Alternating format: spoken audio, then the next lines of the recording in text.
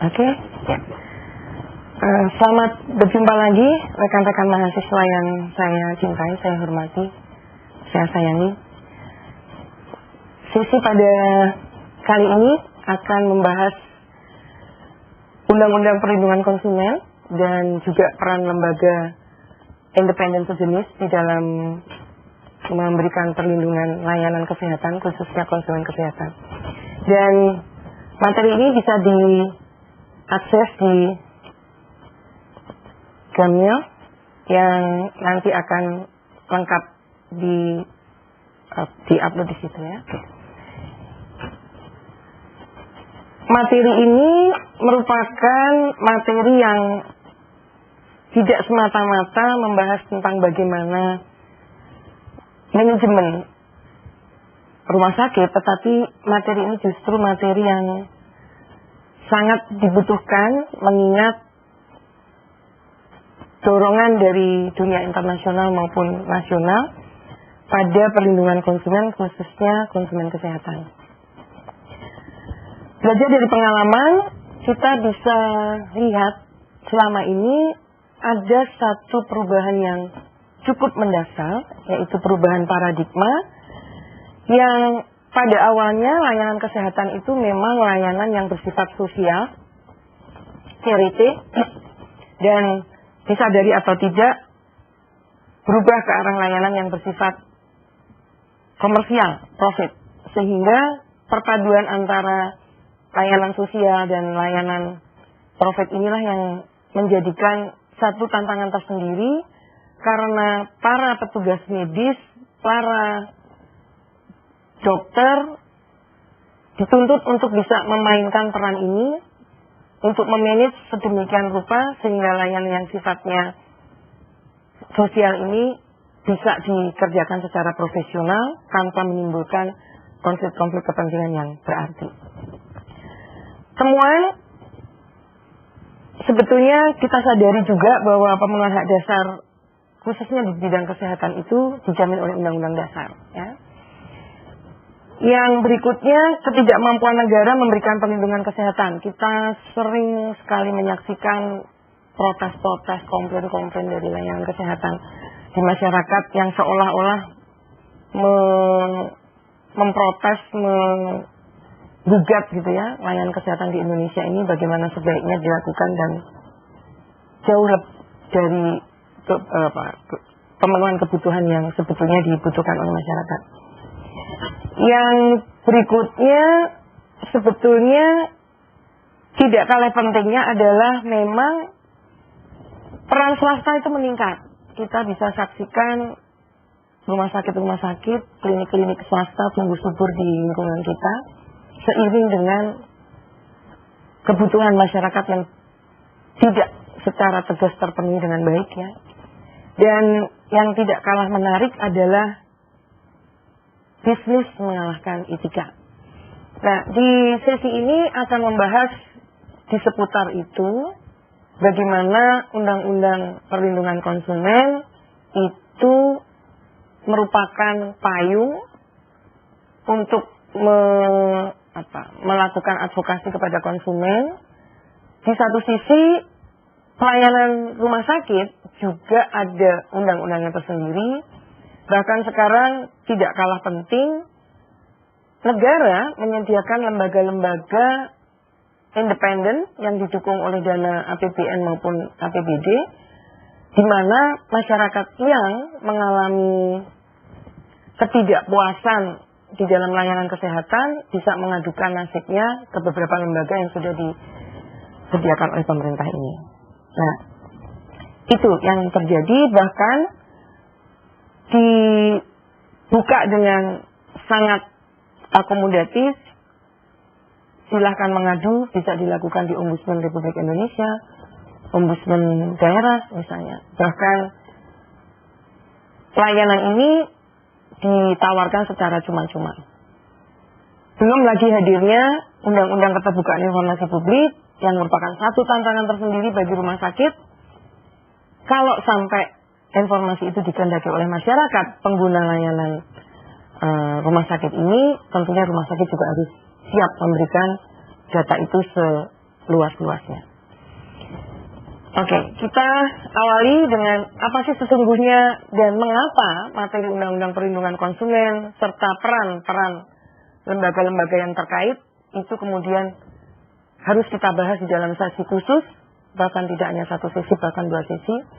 Ya, karena memang kita sadari bahwa ada kesenjangan antara pelaku usaha dalam hal ini adalah termasuk rumah sakit tentunya dengan konsumen. Lalu ada pertanyaan bagaimana dengan rumah sakit umum daerah yang sebetulnya dana itu disediakan atau didukung oleh pemerintah atau oleh negara. Ya pada dasarnya tidak ada masalah karena toh rumah sakit itu hanya berbeda di sumber dananya, namun pengelolanya toh tetap harus secara profesional tanpa harus mengabaikan hak konsumen, dalam hal ini adalah pasien. Di awal tadi sudah saya katakan, pada perkembangannya profit itu bisa mengalahkan etika. Ditawarkan secara besar-besaran, bahkan mungkin bukan hanya sekedar memenuhi kebutuhan masyarakat, dalam hal ini adalah konsumen, pasien, tetapi juga menciptakan kebutuhan agar masyarakat merasa butuh dengan layanan yang sedang kita tawarkan atau sedang kita create. Ya. Yang berikutnya adalah kesenjangan informasi menjadikan masyarakat pada kelompok-kelompok tertentu, boleh saya katakan juga pada umumnya, sangat minim bisa mengakses informasi itu.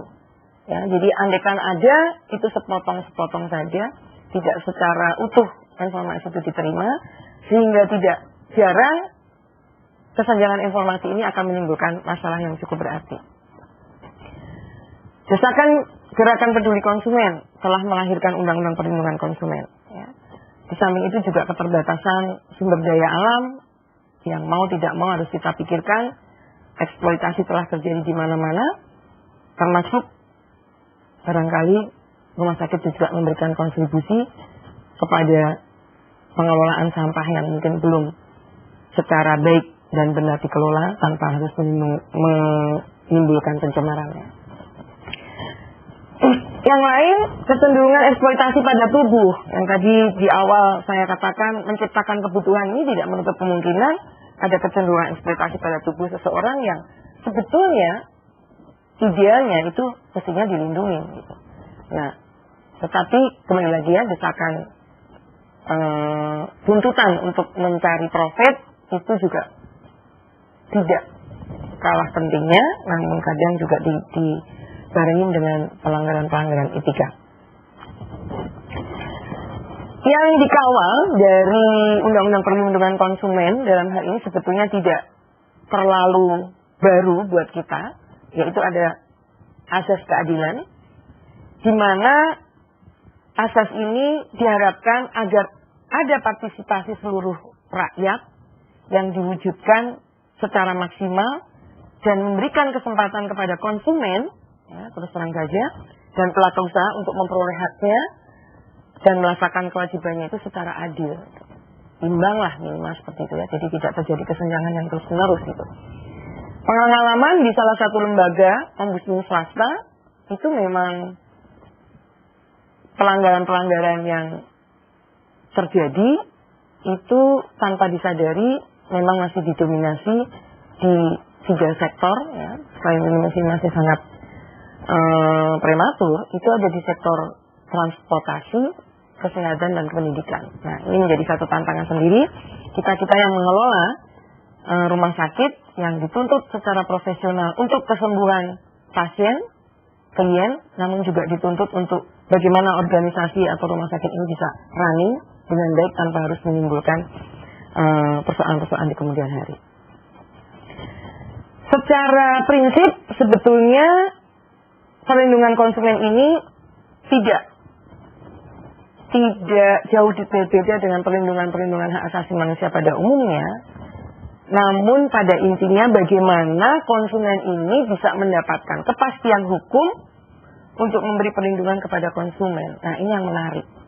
Karena di dalam dunia kedokteran sendiri, ya, di dunia medis, kesembuhan ini boleh dikata tidak bisa digunakan sebagai jaminan.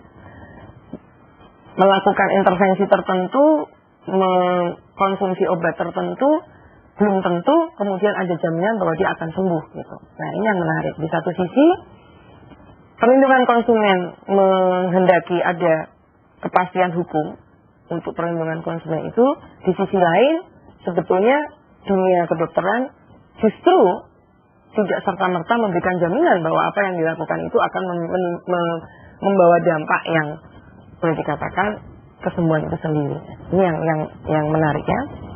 Tetapi memang harus diperhatikan beberapa hal di bawah ini, misalnya bagaimana konsumen itu bisa mendapatkan manfaat, keadilan, keseimbangan, gitu ya, keamanan dan keselamatan serta kepastian hukum. Nah, ini sehingga pendekatan dua inilah yang kemudian harus kita padukan, karena di sisi lain kalau kita menggunakan undang-undang konsumen ya itu profit, gitu ya.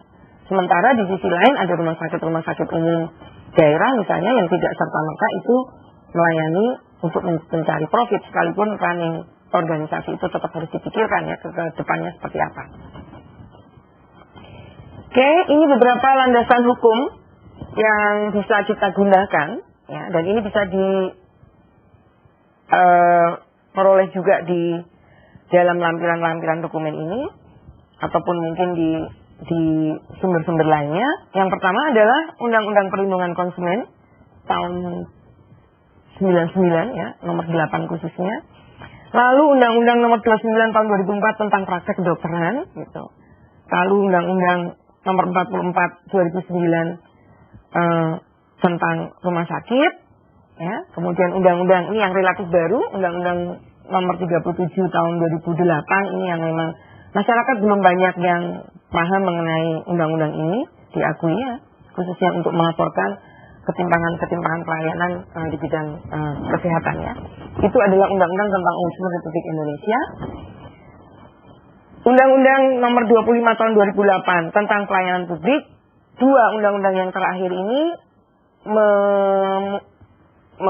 menempatkan pasal bahwa setiap layanan publik yang dirasa tidak memuaskan masyarakat atau konsumennya bisa mengadukan hal ini ke Ombudsman Republik Indonesia dan tidak dipungut biaya, dan Ombudsman Republik Indonesia selaku lembaga independen yang bersifat imparsial akan mengkaji dan akan menganalisa situasi mana-mana yang memang sebetulnya harus dilakukan oleh kedua belah pihak itu.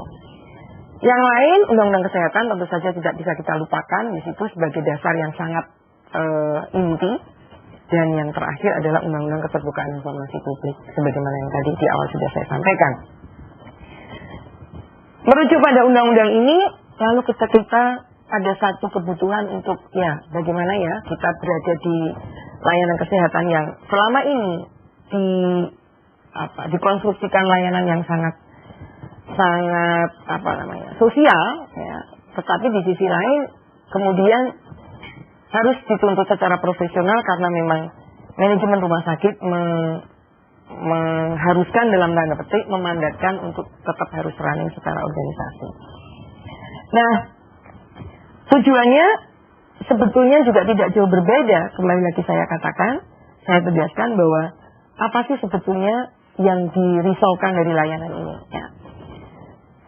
Acap kali orang mempertanyakan, kalau ada perlindungan konsumen, bagaimana dong dengan perlindungan pengusaha atau perlindungan provider dalam hal ini? Ya pasti tidak serta-merta akan ada dua kubu yang kemudian kita konfrontir, karena pada dasarnya kepuasan konsumen itu ada di pengusaha dalam hal ini provider ataupun rumah sakit. Di sisi lain, keberlangsungan provider atau rumah sakit itu juga sangat tergantung dari layanan yang diberikan kepada konsumen, karena dengan tingkat kepuasan konsumen yang bagus itu secara tidak langsung akan memperpanjang aktivitas atau kegiatan organisasi itu sendiri dalam hal ini ada rumah sakit. Penyelenggaraan rumah sakit sendiri sebetulnya itu diatur untuk mendapatkan atau kemudahan-kemudahan atau lebih boleh saya katakan bertujuan. Yang pertama, untuk mempermudah akses masyarakat untuk mendapatkan pelayanan kesehatan. Nah, ini yang menarik karena sebetulnya di dalam Undang-Undang Konsumen itu tidak dibatasi hanya sebatas pelayanan rumah sakit, tetapi juga klinik-klinik ataupun praktek dokter spesialis berkelompok, misalnya seperti itu ya. Kemudian bahkan praktek pribadi dokter pun sebetulnya ada di ranah Undang-Undang Perlindungan Konsumen. Ya. Ini yang perlu kita pikirkan lebih lanjut. Yang berikutnya, penyelenggaraan rumah sakit sendiri sebetulnya bertujuan untuk memberikan perlindungan terhadap keselamatan pasien, masyarakat, lingkungan rumah sakit, dan sumber daya di rumah sakit itu, ya, sumber daya manusia khususnya. Meningkatkan mutu dan mempertahankan standar pelayanan rumah sakit, memberikan kepastian hukum, kembali lagi ya ditegaskan di sini, pengaturan penyelenggaraan rumah sakit di Undang-Undang Rumah Sakit, penyelenggaraan rumah sakit dimunculkan ada satu pasal, satu ayat yang menegaskan memberikan kepastian hukum kepada pasien, masyarakat, sumber daya manusia, rumah sakit, dan rumah sakit itu sendiri. Jadi menarik ya. Jadi artinya perlindungan ini memang juga berada di dua sisi ya, antara konsumen maupun rumah sakit. Nah, di awal tadi saya katakan ada beberapa lembaga yang memang bisa dipakai sebagai rujukan ya. Itu antara lain Yayasan Lembaga Konsumen, itu ada di dalam ranah perlindungan konsumen. Lalu sebetulnya kita juga sudah cukup lama punya lembaga yang disebut dengan Badan Penyelesai Sengketa Konsumen. Kita bisa melaporkan itu hampir di setiap provinsi itu ada ya. Lalu tadi saya sebutkan juga Ombudsman Republik Indonesia sudah juga ada di beberapa provinsi sebagai kantor daerahnya atau perwakilannya. Komisi Informasi Publik bisa ya, diadukan ke sana kalau mau gitu ya. Lembaga-lembaga khusus konsumen dan LSM pada umumnya. Nah, sisi ini tentu tidak akan cukup kita bahas di dalam waktu yang sangat sempit untuk pengantar ini, tapi saya yakin pada diskusi ke depan, pada mata kuliah yang akan digelar di sesi-sesi blok 4, kita dapat diskusikan itu lebih lanjut. Dan yang paling pokok dari diskusi ini atau yang paling inti dari diskusi ini sebetulnya bagaimana kita bisa bekerja secara profesional dalam arti mengedepankan pemenuhan hak asasi manusia, karena kita akan berada di payung Undang-Undang Perlindungan Konsumen. Kita sebagai insan rumah sakit akan berada di payung hukum Undang-Undang Penyelenggaraan Rumah Sakit. Sementara ada celah itu kita berusaha menutup, dan menutup dengan proses apa yang disebut dengan pemberdayaan konsumen atau pemberdayaan pasien yang sebetulnya bisa kita lakukan hampir di setiap lini, baik itu di bagian pelayanan terdepan, misalnya itu entah itu teman-teman tukang parkir, teman-teman yang bekerja sebagai satpam, kemudian memang teman-teman yang ada di resepsionis, bahkan sampai pada dokter pelaku layanan kesehatan itu, perawat dan petugas medis lainnya, dan semua lini yang ada di rumah sakit bisa melakukan penguatan dan pemberdayaan konsumen dalam hal ini pasien, sehingga pengobatan pelayanan yang ditawarkan atau dikerjakan oleh rumah sakit itu bisa berhasil secara optimal karena ada kerjasama antara penyelenggara dalam hal ini provider dan konsumen sebagai pasien sebagai konsumen.